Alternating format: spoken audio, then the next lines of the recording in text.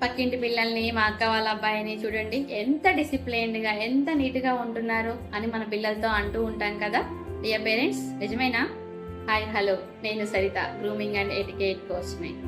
But do you know, comparison is a silent pain for our children. ప్రతి పిల్లవాడు కూడా ఒక ఫ్లవర్ లాంటి వాళ్ళు.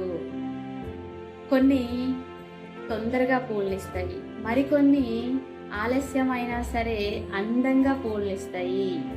సన్ఫ్లవర్ని రోజ్తో కంపారిజన్ చేయగలరా? మనకి రెండు కావాలి కదా.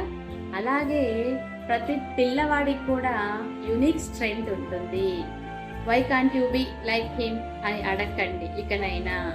ప్రతి పిల్లవాడికి తన ఓన్ జర్నీ ఉంటుంది. మనం యాజ్ ఏ పేరెంట్గా వాళ్ళని ప్రేమగా, ఓపికగా నచ్చ చెప్పాలి. నిన్నటి కంటే ఈరోజు బాగా చేశావు, ఈరోజు కంటే రేపు బాగా చెయ్యి అని అప్రిషియేట్ చేయండి.